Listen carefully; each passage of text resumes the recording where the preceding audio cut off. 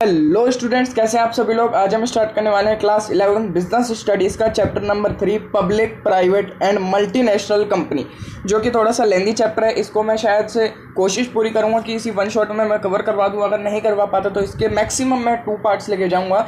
उन 2 पार्ट्स में मैं इसको पूरा अच्छे से आपका ख़त्म करवा दूंगा। तो चलिए दोस्तों स्टार्ट करते हैं। और ये जो है हमारी स्टार्ट करने से मैं पहले आपको बता दूं कि हमारा जो है एक व्हाट्सअप नंबर है, उसको आप सेव कर लीजिए। भाई क्यों सेव कर लो अभी मैं बताता हूँ उस चीज़ के लिए। अगर कोई भी डाउट होता है, रिक्वेस्ट है आप लोगों से, प्लीज़ सिर्फ और सिर्फ व्हाट्सअप करिएगा।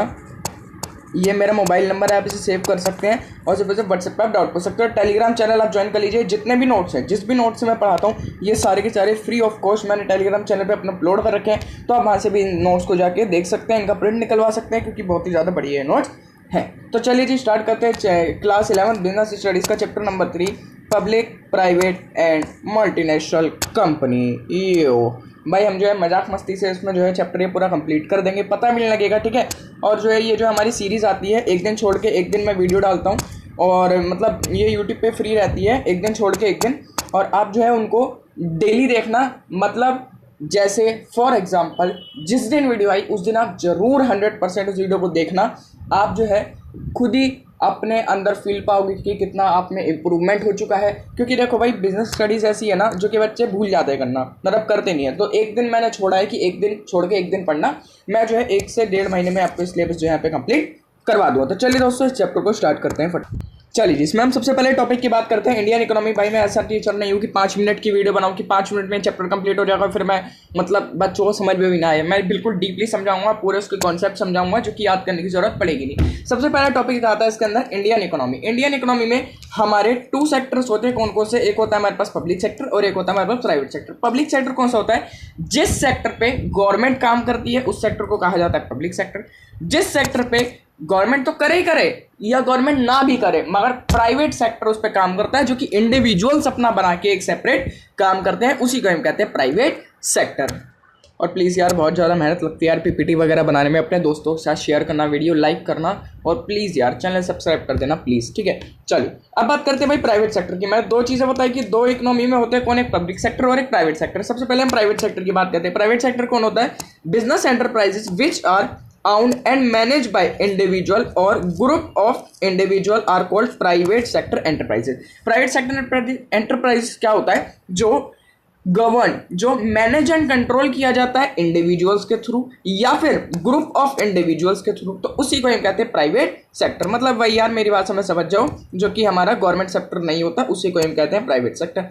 वेरियस फॉर्म ऑफ, एक मिनट, various form of organization are sole proprietor. इसमें जो है बहुत तरीके की मतलब टाइप्स आते हैं। सोल प्रोप्राइटर हो गया, पार्टनरशिप हो गया, हिंदू अनडिवाइडेड फैमिली हो गया, यानी जॉइंट हिंदू फैमिली हो गया, cooperative company and multinational corporations वगैरह भी प्राइवेट सेक्टर हो सकती हैं। ये प्रीमियम नोट्स जरूर डाउनलोड कर लेना, टेलीग्राम पे फ्री में मिल ही रहे हैं तो क्यों छोड़ना, ठीक है। फिर इसका वो करवा लेना, प्रिंट निकलवा लेना। चलिए अब बात करते हैं types of private sector. Private sector कितने तरीके के होते हैं? तो हमारे पास 6 तरीके के प्राइवेट सेक्टर होते हैं। तो प्राइवेट सेक्टर कितने तरीके के होते हैं? 6 तरीके के। पहला होता है अपने पास सोल प्रोप्राइटर। सोल प्रोप्राइटर कौन होता है? पहले मैं यहाँ पे बेसिक इंट्रोडक्शन देता हूँ, फिर उसे डीपली पढ़ेंगे। सोल प्रोप्राइटर कौन होता है? सोल प्रोप्राइटर होता है जो इंडिविजुअल ओनर होता है बिजनेस का, उसे हम सोल प्रोप्राइटर कहते हैं। पार्टनरशिप में मतलब 2 या फिर 2 से ज्यादा मेंबर्स होते हैं, उन्हें पार्टनरशिप कहते हैं। हिंदू अनडिवाइडेड फैमिली मतलब जॉइंट हिंदू फैमिली में होता है। जैसे किसी पापा का बिजनेस है, पापा की डेथ होने के बाद लड़के पे आ जाएगा बिजनेस, फिर उस लड़के के बच्चे पे आ जाएगा बिजनेस, उस लड़के की डेथ होने पे। फिर आता है कोऑपरेटिव, फिर ऐसे आता है कंपनी में भी प्राइवेट कंपनी, पब्लिक कंपनी, जो मैंने अभी आपको मतलब थोड़ा सा ब्रीफली बताया। और यहाँ पे मल्टीनेशनल कॉरपोरेशन भी यहाँ पर आता है इसमें। चलिए मैंने टाइप्स ऑफ प्राइवेट सेक्टर भी बता दी। अब बात करते हैं भाई पब्लिक सेक्टर कौन से होते हैं। पब्लिक सेक्टर होते हैं business enterprises which are manage and owned by government, जो कि मैनेज एंड कंट्रोल किया जाता है किसके? गवर्नमेंट के थ्रू। दीज ऑर्गेनाइजेशन में भी एदर पार्टली और होली ओन्ड बाय सेंट्रल और स्टेट गवर्नमेंट। ये जो है partly state government, partly central government हो सकता है, या फिर होली मतलब पूरा का पूरा गवर्नमेंट हो सकता है। देखो आपने पढ़ा है ना भाई, कहना सेमी गवर्नमेंट भाई, ऐसे स्कूल्स भी होते हैं, सेमी गवर्नमेंट स्कूल्स होते हैं, सेमी गवर्नमेंट स्कूल होते हैं, सेमी गवर्नमेंट हॉस्पिटल होते हैं। तो वही उसे भी हम क्या कहते हैं? उसे भी हम यहाँ पे पब्लिक सेक्टर कह देते हैं। The form of organisation which are public enterprises में भी take are departmental undertaking, statutory corporation and government. मतलब यही सब जो है स्टैट्यूटरी, गवर्नमेंट और डिपार्टमेंट जो होते हैं ये सब वगैरह भी क्यों होते हैं, ये सब होते हैं पब्लिक सेक्टर। जैसे डिपार्टमेंट देखे होते हैं ना, जीएसटी डिपार्टमेंट हो गया, इनकम टैक्स डिपार्टमेंट हो गया, तो वो जो है पब्लिक सेक्टर होते हैं, वो उसे हम प्राइवेट सेक्टर नहीं कहते हैं। नाउ हमने प्राइवेट सेक्टर तो पढ़ लिया, कितने तरीके के होते हैं, 6 तरीके के। अब हम पढ़ते हैं types of public sector. Public sector भाई 3 ही तरीके के होते हैं, एक डिपार्टमेंटल अंडरटेकिंग, दूसरा स्टैट्यूटरी कॉर्पोरेशन, तीसरा गवर्नमेंट कंपनी। ठीक है, अभी इन्हें डिटेल में पढ़ेंगे, चिंता ना करो, बस याद कर लो यहाँ पे। नाउ अब हम बात करते हैं किस चीज़ की भाई, अब हम बात करते हैं यहाँ पे the difference between private and public enterprises. Private enterprises और पब्लिक एंटरप्राइजेस कैसे डिफरेंट होती है उसके बारे में हम बात करते हैं। एक इंपॉर्टेंट है, इसको इंपॉर्टेंट मार्क कर लेना है, एग्जाम में कभी कभार डायरेक्टली भी पूछ लेता है। बेसिस बता देगा कि इसे बेसिस पे आप इसको डिफरेंस करो, या फिर आपसे डायरेक्टली भी पूछ सकता है 4 से 5 नंबर में कि आप इसको डिफरेंशिएट करो। Private sector enterprises and public sector enterprises. सबसे पहले आता है एम। एम भाई ये याद कर लेते हो ना, मैं बताता हूँ, जब ये याद कर लेते हो ना बेसिस, तो बेसिस याद करने पे अंदर का ना खुद भी बन जाता है। ठीक है, चलो अभी तो फिलहाल मैं समझा ही देता हूँ। एम, एम क्या, the basic aim of any private sector is to maximise profit. भाई प्राइवेट सेक्टर है, प्राइवेट क्या चाहता है भाई, स्कूल देख लो, आपका भी स्कूल अगर प्राइवेट हुआ तो पैसा खाना चाहता है, अगर प्राइवेट हॉस्पिटल हुआ पैसा खाना चाहता है, तो बस यही बात है, प्राइवेट सेक्टर हमेशा पैसे के लिए काम करता है। The basic aim any public sector is to provide service to public. जो पब्लिक सेक्टर होता है वो पब्लिक को सर्विस देने के लिए, मतलब चाहे वो फ्री ऑफ कॉस्ट हो या फिर नॉमिनल चार्जेस में हो अदर देन प्राइवेट सेक्टर के, तो उसी को पब्लिक सेक्टर एंटरप्राइजेस में यहाँ पे क्या देते हैं। कैपिटल कॉन्ट्रीब्यूशन की बात करते हैं, the capital is invested either bye honour और इन्वेस्टर। ऑनर भी कैपिटल इन्वेस्ट कर देता है या फिर इन्वेस्टर यहाँ पे कैपिटल इन्वेस्ट कर देता है। अब भाई यहाँ पे जो है गवर्नमेंट ही कैपिटल इन्वेस्ट करती है। मैनेजमेंट की बात करते हैं भाई, management, the management and the control lie in the hand of board of director having more private professional. मतलब जो इसमें मैनेजमेंट होता है वो बोर्ड ऑफ डायरेक्टर के हाथ में होता है, बीओडी, बोर्ड ऑफ डायरेक्टर्स के हाथ में होता है। मैनेज एंड कंट्रोल मतलब मैनेजमेंट किसके हाथ में होता है भाई, मैनेजमेंट होता है पब्लिक प्राइवेट सेक्टर में किसके हाथ में, बोर्ड ऑफ डायरेक्टर के हाथ में। The management and the control lie in the hand of board of director having more government representatives. जो गवर्नमेंट के रिप्रेजेंटेटिव होते हैं उसको जो है हम यहाँ पे कंसिडर करते हैं कि वो हमारे यहाँ पे जो है मैनेजमेंट को देखा करते हैं। एम्प्लॉयज़ की बात करते हैं, they have their own rules and regulation regarding the selection and remuneration of their employees. आप कैसे एम्प्लॉयज सेलेक्ट करने हैं, कितना उनको पैसा देना है, पैसा रोकड़ा पैसा, ठीक है, तो वो सब वगैरह पर्सनली वो खुद जो है सेलेक्ट कर लेते हैं। ठीक है, the follow government rules and regulation to remuneration regarding selection, ये सब जो है गवर्नमेंट अपने रूल्स वगैरह के थ्रू देखती है। Freedom of operation in private sector there are more freedom of operation. यहाँ पे फ्रीडम ऑफ ऑपरेशन होता है, जैसे भाई स्कूल का प्रिंसिपल है, कोई प्राइवेट स्कूल का प्रिंसिपल, भाई वो कभी भी कह देगा कि भाई स्कूल सुबह 7:30 बजे से है। ठीक है, तो बस वही बात है, मोर फ्रीडम यहाँ पे होती है कि कभी भी अपना जो है रूल्स वगैरह भी चेंज कर सकते हैं। In public sector enterprises there is, यार एक minute, there is less freedom of operation because interfere the government, interference of government. भाई गवर्नमेंट इसमें इंटरफेयर करती है, इसमें जो है लेस फ्रीडम होती है ऑपरेशंस, मतलब चेंज आउट करने की कोई भी चीज़। नाउ अब आता है डिपार्टमेंटल अंडरटेकिंग, जो कि बच्चों को बिल्कुल समझ नहीं आता है, चलो मैं समझा देता हूँ। डिपार्टमेंटल अंडरटेकिंग क्या होता है भाई? Departmental undertaking this is an old, यार मैं पेन का ना फोन जरा हल्का सा कम कर लेता हूँ, है ना। This is an oldest and most traditional form of public sector enterprises. ये जो है पब्लिक सेक्टर एंटरप्राइजेस का बहुत ज़्यादा ओल्डेस्ट फॉर्म है। These enterprises establish as department of ministry and corporate. जो मतलब डिपार्टमेंट वगैरह नहीं बना देते, जैसे इनकम टैक्स डिपार्टमेंट हो गया, तो वो जो है गवर्नमेंट बनाती है। Oldest and most traditional form होती है किसी भी पब्लिक सेक्टर एंटरप्राइजेस की, तो उसे हम कह देते हैं डिपार्टमेंटल अंडरटेकिंग। अंडरटेकिंग होता है मतलब उसके अंदर आना। ठीक है, चलो ये आपने पढ़ लिया, अब ये वाला पढ़ते हैं। The government function through these departments and the activities performed by them are integral part of function of the government. मतलब ये जो भी काम करते हैं ये डीम करा जाता है, ये मतलब माना जाता है कि ये काम कौन कर रहा है, गवर्नमेंट कर रही है। Now there are they have not been constituted at autonomous और independent institution as such are not independent legal entities. यहाँ पे लीगल एंटिटीज पे इंडिपेंडेंट होते हैं, ये जो है लीगल एंटिटीज पे लीगली डिपेंडेंट होते हैं। They act through the officers of the government and it's employees the government employees. मतलब जो एक्ट होता है इनके गवर्नमेंट ऑफिसर्स का, तो उसको क्या बोला जाता है, उसको बोला जाता है गवर्नमेंट एम्प्लॉयज। बस इसमें ना यार देखो, उसमें ना बस थोड़ा सा समझ लो, हो जाता है इससे काम। ना मोस्ट इंपॉर्टेंट पार्ट आ जाता है अब इस वीडियो का, चलो देख लो भाई। Feature of departmental undertaking. जो डिपार्टमेंटल अंडरटेकिंग है उसका क्या काम है, उसके क्या फीचर्स हैं। पहला, funding. The funding of this enterprises come directly from the government treasury. जो गवर्नमेंट का खाता होता है, जो गवर्नमेंट का खजाना होता है, जो खाता होता है, उससे इस डिपार्टमेंटल अंडरटेकिंग की फंडिंग होती है। The revenue on also belong to government and is paid to government treasury. जो इससे जो भी कमाई होती है वो सारी गवर्नमेंट को जाती है। पैसा इससे लगता भी गवर्नमेंट को है, मतलब इसमें जो पैसा आता है वो भी गवर्नमेंट लगाती है, जिससे पैसा जाता है वो भी गवर्नमेंट निकालती है। Accounting and audit rules. These undertaking follow accounting rules framed by Indian accounts department and audit is also directly control of the government. तो यहाँ पे जो है वही बात है कि ऑडिट वगैरह के भी इसमें रूल्स होते हैं। अब service condition, the employ of these enterprises are government servants. जो भी इस गवर्नमेंट मतलब जो भी डिपार्टमेंटल अंडरटेकिंग के एम्प्लॉयज होते हैं वो कौन होते हैं, वो गवर्नमेंट सर्वेंट उनको माना जाता है। And they are headed by a AIS officer, civil servant who are transferred from ministry to another। जो मिनिस्ट्री से किसी दूसरे को ट्रांसफर किए गए हैं इनको, जैसे कि आपने सोचा होगा ना भाई, जैसे कि देखा होगा IAS वगैरह, ये सब जो है इनमें सर्विस कंडीशन हो जाती है। मतलब इसमें आपको करना है ना, तो फिर आप इस तरीके से इसमें काम कर सकती हो, ठीक है। अब अकाउंटेबिलिटी का मेरे बात समझ लो, जवाबदेही। They are accountable to minister since the management is directly under the concern of ministry. मतलब ये जो है जवाबदेही, मतलब किसी को जवाब देना पड़ता है मिनिस्ट्री को। Ministry there management is directly under concern by the ministry. जो कि मतलब इसके जो भी मैनेजमेंट होते हैं ना, जो भी इसका मैनेजमेंट होता है वो जो है मिनिस्ट्री को इसको डायरेक्टली जवाब देना पड़ता है अगर उसमें कुछ भी गड़बड़ी होती है तो। चलिए अब पढ़ते हैं merits of departmental undertaking. Departmental undertaking के क्या अच्छी बात होती है, चलिए। Revenue is a source of income for the government. मतलब जो गवर्नमेंट है ना उसका सोर्स ऑफ इनकम क्या होता है, रेवेन्यू। इससे जो भी कमाई हुई वो गवर्नमेंट का सोर्स ऑफ इनकम है। अब वो बात मत करना कि यार सर टैक्स कहाँ गए, फिर जो हमसे चालान लिए जाते हैं वो कहाँ गए, फिर बेटा वो बात अलग है।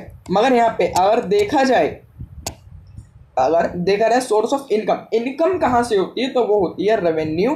कहाँ से, डिपार्टमेंटल अंडरटेकिंग्स से। Whatever revenues earned by these enterprises directly deposited into the government treasury। Government treasury को अपना बैंक अकाउंट समझ लो, है ना, गवर्नमेंट अकाउंट। इससे जो भी कमाई होती है वो डायरेक्टली गवर्नमेंट के खाते में जाती है। Hence revenue is an important source of income for the government. जो गवर्नमेंट का एक इम्पोर्टेंट मुख्य हो जाता है यहाँ पे सोर्स ऑफ इनकम। अब accountability, these undertaking are establish for some specific work of ministry. देखो स्पेसिफिक वर्क, जैसे इनकम टैक्स डिपार्टमेंट। तो इनकम टैक्स डिपार्टमेंट क्या करेगा भाई, इनकम टैक्स डिपार्टमेंट क्या करेगा, इनकम टैक्स डिपार्टमेंट एक स्पेसिफिक वर्क है कि हाँ वो टैक्स का ही देखेगा। जैसे फॉर एग्जाम्पल फसाई, फूड लाइसेंस, जैसे फूड लाइसेंस होता है ना FSSAI जो ऐसे लिखा होता है, उसका काम क्या है भाई, उसका काम बांट रखा है कि उसको क्या करना है, उसको सिर्फ फूड सेफ्टी को देखना है। तीसरा आता है नेशनल सिक्योरिटी।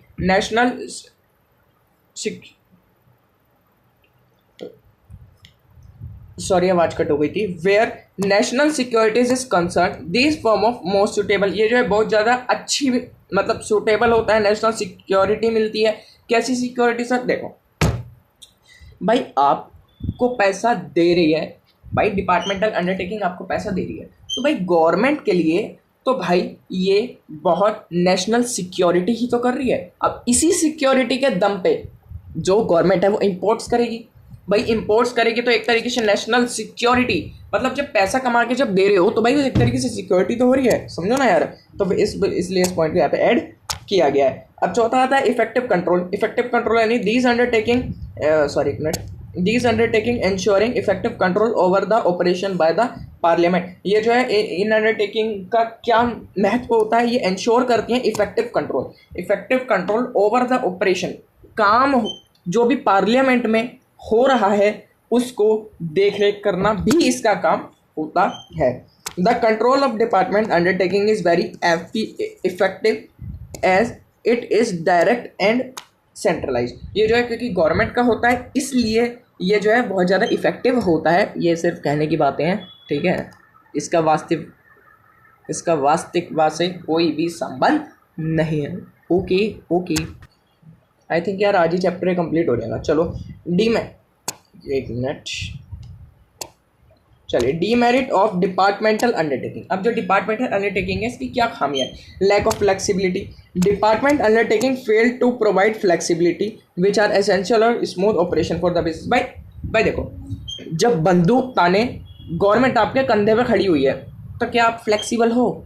जैसे फॉर एग्जांपल, छोड़ो लाइव एग्जांपल लो, जैसे फॉर एग्जांपल आप पढ़ रहे हो, पापा पीछे से बंदूक लेके आपके पीछे बैठे हुए हैं, पढ़ पढ़ पढ़ पढ़, क्या आप पे पढ़ाई हो पाएगी? आप फ्लेक्सिबल ही नहीं हो, आप पे पढ़ाई क्या खाक होगी, ठीक है। तो यही बात इसमें बताई गई है। डिले इन डिसीजन मेकिंग, भाई डिसीजन मेकिंग में बहुत ज़्यादा डिले होता है भाई, क्योंकि एक भी डिसीजन इसको बनाना है तो इसको गवर्नमेंट से सलाह लेनी पड़ेगी, इसको गवर्नमेंट से परमिशन लेनी पड़ेगी। These enterprises fail to make quick decision because of every decision have to obtain approval from the concern ministry. जो भी कंसर्न मिनिस्ट्री है उससे जो है अप्रूवल इसे लेना पड़ता है। ओके पॉलिटिकल इन्फ्लुएंस, ठीक है, पॉलिटिकल इंटरफेरेंस। भाई पॉलिटिकल इंटरफेरेंस मतलब political interference hinders the efficient working of this undertaking. भाई जो पॉलिटिकल्स है ना यार, वो भी इस पे जो है दोष वगैरह जमाते हैं अपनी, जैसे कि कोई भी शासन में आ जाता है, जो भी शासन में आ जाएगा तो वो अपनी दोष जमाता है इन पे, ठीक है।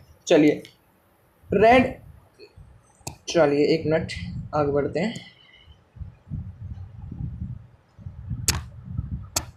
चलिए अब बढ़ते हैं कौन से, अब बढ़ते हैं फोर्थ पॉइंट पे, रेड टेपिज्म, ठीक है। तो इसमें क्या होता है, department undertaking suffer from red tapism in on its day to day working. जो डे टू डे वर्किंग में भी इसको गवर्नमेंट के रूल्स, गवर्नमेंट के प्रोसीजर्स, उन सबको फॉलो करना पड़ता है। यार अब एक बात बताओ, आप गवर्नमेंट को रूल्स वगैरह फॉलो कर रहे हो तो क्या भाई आपकी स्मूथ वर्किंग हो पाएगी या नहीं?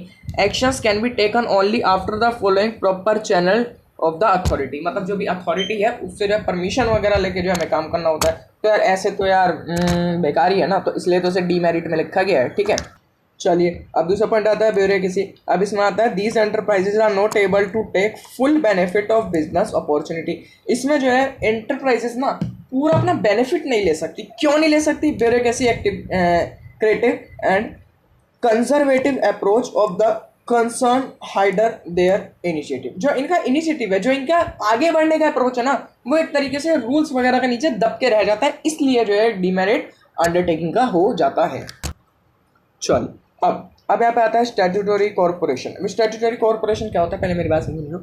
जो भी कंपनी लॉ बनाती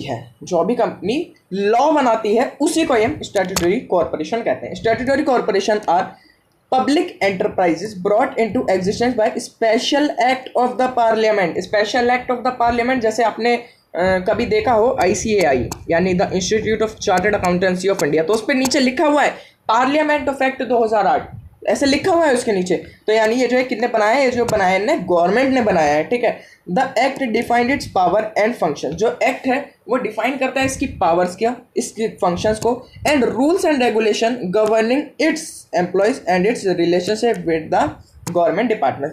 जो भी गवर्नमेंट डिपार्टमेंट से इसके रिलेशन वगैरह होते हैं वो भी स्टैट्यूटरी बॉडी के में जो है लिखा हुआ होता है। इनके जो है इनकॉर्पोरेशन सर्टिफिकेट, मैं क्या बताऊँ यार, सीए में तो इसका बहुत सारा दे रखा है। जो इनकॉर्पोरेशन सर्टिफिकेट होता है ना, देखो आप नॉलेज के लिए समझ लो, जो इनकॉर्पोरेशन सर्टिफिकेट होता है उस पर लिखा हुआ होता है कि क्या क्या रूल्स इसके होते हैं गवर्नमेंट के पास, ठीक है। अब it is the corporate body created with the legislature with definite power. Legislature होता है जो भी गवर्नमेंट लॉ बनाती है तो वो एक लेजिस्लेचर पास करती है। वो एक लेजिस्लेचर मतलब जो होता है ना, आप जैसे सीए बनोगे, सीए फाउंडेशन का पेपर लोगे तो उसमें आपको आता है चैप्टर नंबर आता है एक उसमें आता है इंडियन रेगुलेटरी फ्रेमवर्क, उसमें लेजिस्लेचर को इतना ज़्यादा अच्छे से डिफाइन कर रखा है। चलो मैं आपको ऐसे समझा देता हूँ अभी फिलहाल। लेजिस्लेचर होता है एक ऐसी अथॉरिटी जो लॉ, जो भी पार्लियामेंट, जो भी कंपनी, जो भी लॉ बनाने की पावर रखती है, उसी कंपनी को कहते हैं क्या, उसी कोई चीज़ को कहते हैं legislature, with definite power and function and its financially independent with the clear control over a specified area और a particular type of commercial activities. ठीक है, चलिए फॉर एग्जांपल में देखो एयरलाइंस, भाई एयरलाइंस है क्या मुकेश अंबानी की एक एयरलाइंस? नहीं, वो जो है इंडिया की है, इंडियन एयरलाइंस है। क्यों? अब भाई वो किसने बनाई है? वो स्टैट्यूटरी बॉडी है। ठीक है, इंडिया, एयर इंडिया हो गया, स्टेट बैंक ऑफ इंडिया हो गया, life insurance corporation of India हो गया, यानी LIC, life insurance corporation of India. ठीक है, चलिए आगे बढ़ते हैं। ओके भाई, नोबिता सर यार इतनी मेहनत कर रहे हैं। नोबिता सर कौन? भाई मैं ही हूँ नोबिता। चलिए अब बात करते हैं फीचर ऑफ स्टैट्यूटरी कॉर्पोरेशन। अब स्टैट्यूटरी कॉर्पोरेशन के फीचर्स की बात करते हैं। पहला फीचर है formation. Statutory corporation are set up under the act of parliament. The act defines the object, powers, privileges of, क्या लिखा है, स्टैट्यूटरी कॉर्पोरेशन। जो भी स्टैट्यूटरी कॉर्पोरेशन जो कि LIC जैसे हो गया, तो जो भी बनाया गया है ना, उसी को ये बेटा कहते हैं क्या, एक्ट डिफाइन करता है ये एक्ट। क्या? ऑब्जेक्टिव्स, पावर्स, प्रिविलेजेस एंड, क्या लिखा है यहाँ पे, and statutories of a statutory corporation. अब बॉडी कॉर्पोरेट मतलब, भाई बॉडी कॉर्पोरेट मतलब कहता है separate legal entity distinct from its members, therefore it can be sell और purchase property, enter into contract and sue, can be sued. देखो इसका मतलब क्या है, बॉडी कॉर्पोरेट का मतलब क्या होता है, जो आपने बना रखी है, जो भी वो सेपरेट लीगल एंटिटी होती है। मतलब उसने अगर लोन लिया तो वो यूं नहीं माना जाएगा उसके ओनर ने लोन लिया। पहले मैं उसका मतलब बताता हूँ, मैं स्टैट्यूटरी कंपनी थोड़ी देर के भूल जाता हूँ। अब बॉडी कॉर्पोरेट का मतलब क्या होता है, जैसे कोई कंपनी बनाई आपने, अगर वो एक कंपनी भी क्या होती है, एक बॉडी कॉर्पोरेट होती है। अगर उसने लोन लिया तो यूं नहीं देखा जाएगा कि आपने लोन लिया, मतलब जो कंपनी है it is different and the owners and the directors is different. अगर कंपनी पे कोई केस करता है तो वो ये देखा जाएगा कंपनी पे केस करा है, ठीक है। और अगर कंपनी किसी पे केस करती है, स्यू का मतलब क्या होता है, स्यू का मतलब होता है केस, तो देखा जाता है कि कंपनी ने केस करा है। यूं नहीं देखा जाएगा कि पार्टनर ने केस करा है, या फिर यूं नहीं देखा जाएगा कि डायरेक्टर ने केस करा है। ठीक है, बात समझ में आई। अगर लाइबिलिटी किसी कंपनी के नाम पे ली है तो वो कंपनी की लाइबिलिटी मानी जाएगी, वो पार्टनर की, वो मेंबर की, वो बंदे की नहीं मानी जाएगी। क्या? लाइबिलिटीज। ओके ओके, चलिए। Independently financed, usually these enterprises are independently financed from borrowing, मतलब इसमें ये लिखा है यार, जो सरकारी से पैसे लेती है तो ये जो है फ्री फ्रॉम फाइनेंस होती है, मतलब कि इसको दोबारा पैसे की जरूरत नहीं पड़ती पब्लिक से। यहाँ पे पब्लिक का वर्ड आया है कि पब्लिक से पैसे लेने की जरूरत नहीं पड़ती है, गवर्नमेंट इस पे पैसा लगा दिया करती है। On service condition, the employees of these enterprises are not government employees. जो इस एंटरप्राइजेज के जो एम्प्लॉय होते हैं वो गवर्नमेंट एम्प्लॉयज नहीं माने जाते हैं, ठीक है। किसके? भाई हम पढ़ रहे हैं यहाँ पे क्या, स्टैट्यूटरी कॉर्पोरेशन के, ठीक है। अब इंडिपेंडेंस फ्रॉम गवर्नमेंट अकाउंटिंग, मतलब इसमें जो है गवर्नमेंट अकाउंटिंग वगैरह भी यहाँ पे करवाने की जरूरत नहीं पड़ती है। देखो यार लिखा हुआ है, unlike the government department enterprises are not bound to adopt government accounting और ऑडिट प्रोसीजर वगैरह करने की जरूरत यहाँ पे नहीं पड़ती है। Even they are not independent on central budget of the government, चाहे वो सेंट्रल बजट गवर्नमेंट पे हो या ना हो, उसको अकाउंटिंग करने की जरूरत यहाँ पे नहीं, ऑडिट करवाने की यहाँ पे जरूरत नहीं पड़ेगी। भाई 2 पार्ट में ही आएगी यार ये वीडियो, मुझे ऐसा लग रहा है। चलो, मेरिट्स ऑफ स्टैट्यूटरी कॉर्पोरेशन, मैं सिर्फ स्टैट्यूटरी कॉर्पोरेशन में खत्म करवा देता हूँ, इसके बाद जो है बाकी का पार्ट 2 में कर लेंगे। क्योंकि यार देखो, मैं नहीं चाहता कि 1-1 घंटे 2-2 घंटे की मैं वीडियो दूँ आपको, नहीं, आधे घंटे की वीडियो लो, चाहे उसको 2x पे देखो, क्योंकि मैं बोलता वैसे भी दे रहा हूँ 15-15 मिनट, यानी कि टोटल आधे घंटे में आपका पूरा चैप्टर कंप्लीट, ठीक है। Merits of statutory corporation. Operational flexibility, यहाँ पे जो ऑपरेशनल फ्लेक्सिबिलिटी रहती है, यहाँ पे ऐसा नहीं है कि सरकार गन रख के आपके कांधे पे, पत्थर रख के मुंह पे मेकअप कर लिया, वो वाली बात नहीं होती है यहाँ पे, ठीक है। Statutory corporation can enjoy a higher degree of flexibility in their operation and it is free from unnecessary government control and regulation. Government के जो बेकार के रेगुलेशन है, गवर्नमेंट के जो unnecessary government controls and regulations है, उसमें ये बाउंड नहीं होती, तो बहुत बढ़िया है फिर तो ये, है ना। चलिए, non interference by government, government इसमें इंटरफेयर नहीं करती। इसमें यार मैं पढ़ाऊंगा यार, इतनी सी लाइनें पढ़ लेना, ठीक है, पढ़ लेना, क्या छोड़ो यार, मैं ही पढ़ाऊंगा, चुप रहो। The government does not interfere in the financial matter of the organisation because they are independent finance. ये जो है इंडिपेंडेंटली फाइनेंस्ड होती है, ठीक है कि नहीं।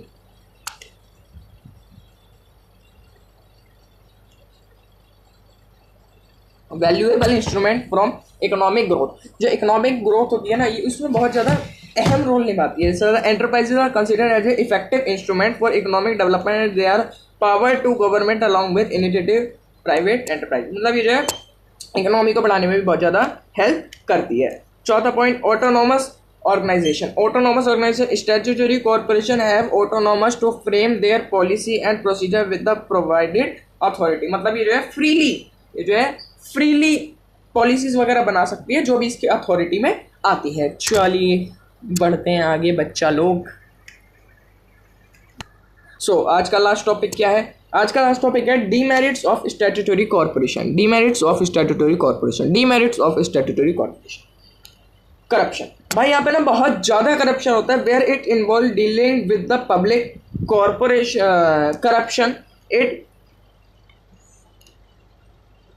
inevitable this corporation destruct the whole purpose of creating such enterprises। मतलब इसमें क्या होता है भाई, कॉर्पोरेशन मतलब जो इसमें करप्शन जो है वो बहुत ज़्यादा होता है। और दूसरा गवर्नमेंट इंटरफेरेंस, इसमें जो है government interference, it matter related to the some important decision, there is always government and policy interface. इसमें जो है गवर्नमेंट वगैरह बहुत ज़्यादा इंटरफेयर यहाँ पर करती है। ओके चलिए, फ्लेक्सिबिलिटी ऑन पेपर ओनली। मतलब फ्लेक्सिबिलिटी कहाँ होती है? फ्लेक्सिबिलिटी सिर्फ पेपर पे ही फ्लेक्सिबिलिटी होती है, यानी all decisions of enterprises are subjective to many rules and regulation by the government, therefore operational flexibility is available only paper only. So बस गाइस, आज की वीडियो में बस इतना ही। अब इसमें नेक्स्ट पार्ट 2 में हम जो है आपको मिलेंगे और पार्ट 2 में हम आगे जो है इसमें कंटिन्यू करेंगे। हमने जो है यहाँ पर कहाँ पे हमने जो स्टैट्यूटरी बोर्ड एग्जाम जो कंप्लीट कर लिया है पार्ट 2 में। और प्लीज़ आप मेरा ना टेलीग्राम नंबर, मतलब मेरा नंबर ले लो, सिर्फ और सिर्फ व्हाट्सएप के लिए आप मेरे को इस पर कॉन्टैक्ट कर सकते हो। जो भी डाउट्स हैं, जो भी क्वेरीज हैं, वो आप मेरे से फ्रीली इस पर पूछ सकते हो। और दूसरी बात, आप यार प्लीज़ यार टेलीग्राम चैनल जरूर से ज्वाइन कर लो भाई। टेलीग्राम चैनल पे जो प्रीमियम नोट्स है, मैं जिस समय पढ़ा रहा हूँ उन्हें सारे नोट्स फ्री में यूँ डले हुई हैं, ये सारी स्लाइड्स, ठीक है। तो आप उस टेलीग्राम चैनल को ज्वाइन कर लीजिए। उसमें कोई भी एक्स्ट्रा चीज़ आती है, जो भी PDF वगैरह CBSE कोई भी नोटिस इशू करता है, वो सारी इन्फॉर्मेशन मैं जो है उस चैनल पे देता हूँ। तो उस चैनल का लिंक कहाँ मिलेगा गुरुजी? उस चैनल का लिंक आपको मेरे चैनल पे जाके, वहाँ पे अबाउट में जाके, मतलब जैसे आता ना, मतलब यूट्यूब चैनल के अबाउट्स में जाके, यूट्यूब चैनल में, मतलब जहाँ पे मेरी वीडियो दिख रही है, टिक टिक टिक टिक करना, इधर इधर इधर इधर, तो आपको यहाँ पे मिल जाएगा क्या, अबाउट। और अबाउट में मेरा टेलीग्राम चैनल का लिंक मिल जाएगा। टेलीग्राम चैनल को फटाक से ज्वाइन कर लेना। और चैनल पे ही सारी अपडेट बाकी मैं देता हूँ कि कब वीडियो आएगी कब नहीं। और वैसे हर 2 दिन में, मतलब कि एक दिन छोड़ के एक दिन में वीडियो लाता हूँ, क्योंकि यार आपको पता है मैं CA का स्टूडेंट हूँ। और दूसरी बात इसमें जो है भाई, इतना सिलेबस भी मैं इतना करवा दूंगा यो भाई जोगेंद्र, थारा भाई जोगेंद्र इतना पढ़ा देगा कि बोर्ड में कि अपने जो पेपर होंगे ना, उसमें आप लोग इजीली 80+ तो आराम से ही, जिसने अगर बिन मन से भी क्लास देख रहा है ना, तो भी 80+ आराम से ले आएगा, ठीक है। क्योंकि एंड टाइम पे मैं ऐसे क्वेश्चन लीक कर देता हूँ ना यार पेपर, जो कि मतलब आता ही आता है, ठीक है। तो यहाँ पे थैंक यू फॉर ऑल, मिलते हैं नेक्स्ट वीडियो में, तब तक के लिए जय हिंद, वंदे मातरम। और हाँ भाई, चैनल को यार प्लीज़ यार सब्सक्राइब कर देना यार, ठीक है। चैनल को यार प्लीज़ यार सब्सक्राइब कर दो यार, प्लीज़ यार। और एक वीडियो को एक लाइक कर देना। और प्लीज़ कमेंट जरूर करना यार, कमेंट पक्का करना यार, कमेंट पक्का करना। क्या भाई, क्या कमेंट करें भाई? जो भी आपको वीडियो के में कहना है, आपको वीडियो अच्छी लगी तो लाइक करिए, मतलब जो भी आपको लिखना है यार, कि मतलब थैंक यू सर, या फिर वीडियो अच्छी लगी, क्योंकि यार आपके कमेंट ना मुझे बहुत ज़्यादा मोटिवेट करते हैं नेक्स्ट वीडियो जल्दी से लाने पे। तो ठीक है, मिलते हैं नेक्स्ट वीडियो में, तब तक के लिए बाय बाय, टेक केयर।